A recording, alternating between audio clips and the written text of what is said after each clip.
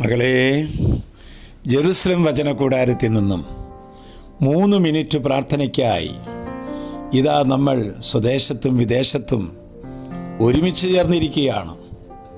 ഒരു മാലയിൽ കോർത്ത പുഷ്പങ്ങളെപ്പോലെ ഒരേ വിചാരത്തോടെ ഒരേ ലക്ഷ്യത്തോടെ നമ്മൾ ഒരുമിച്ച് ചേർന്നിരിക്കുകയാണ്.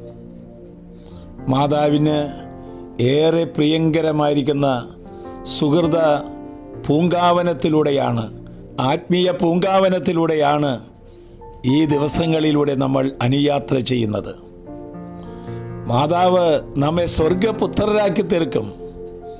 മാതാവ് നമ്മെ ദൈവപുത്രരാക്കി തീർക്കും, തൻ്റെ മകനോട് മാധ്യസ്ഥം വഹിച്ചുകൊണ്ട്. ഇന്നിതാ ദൈവമായ കർത്താവ് നമുക്ക് തരുന്ന വചനം പ്രഭാഷകൻ്റെ പുസ്തകം 40-ാം അധ്യായം 17-ാം വാക്യം. കാരുണ്യം അനുഗ്രഹത്തിൻ്റെ ആരാമം പോലെയാണ്,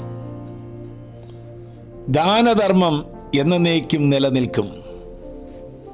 മകളെ, മാതാവ് സ്വീകരിച്ച 9ാമത്തെ ഏറ്റവും പ്രിയപ്പെട്ട ആത്മീയ പൂവാണ് കരുണ.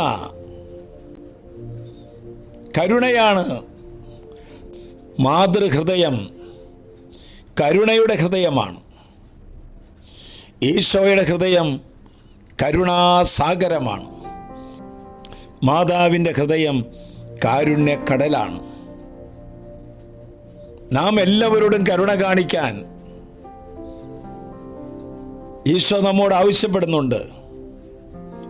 കഴിവോ സൗന്ദര്യമോ സമ്പത്തോ മതമോ ജാതിയോ ഒന്നും നോക്കാതെ എല്ലാവരോടും കരുണ കാണിക്കുവാൻ മാതാവ് നമ്മെ എല്ലാവരോടും നിർബന്ധിക്കുകയാണ്.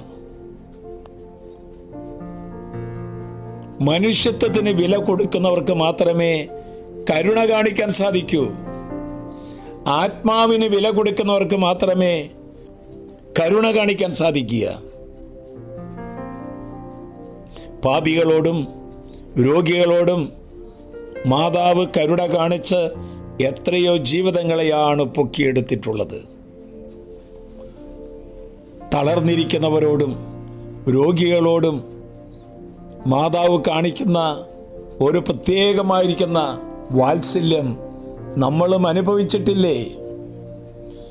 ഇന്ന് നീ രോഗിയാണോ? വാടിത്തളർന്ന് ഇരിക്കുന്നവനാണോ? മുറിവേറ്റവനാണോ? എല്ലാവരാലും തഴയപ്പെട്ടവനാണോ? ആത്മീയമായ വരൾച്ചയിലൂടെയാണോ നീ മുന്നോട്ട് നീങ്ങുന്നത്? പരാജയത്തിൻ്റെ പടുകുഴിയിൽ കിടന്നുകൊണ്ട് ഇനി എന്തു ചെയ്യണമെന്ന് ചിന്തിച്ചുകൊണ്ടിരിക്കുകയാണോ? ഇതാ മാതാവ് നിൻ്റെ മുൻപിൽ വന്ന് നിൽക്കുന്നു. കാരുണ്യത്തിൻ്റെ കരം നീട്ടി നിന്നെ രക്ഷിക്കാനായിട്ട് വന്ന് നിൽക്കുന്നു. ആശ്വാസപ്രദമായ രാത്രി, പ്രതീക്ഷാനിർഭരമായ പ്രഭാതം, സൽപ്രവർത്തികൾ നിറഞ്ഞ ദിവസം നൽകി കർത്താവേ, ഈ ശുശ്രൂഷ പങ്കെടുക്കുന്ന എല്ലാവരെയും അനുഗ്രഹിക്കണമേ.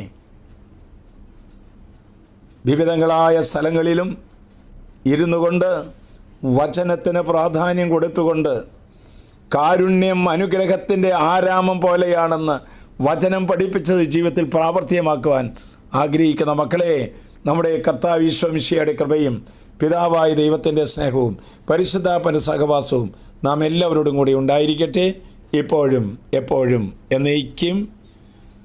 ആമേൻ.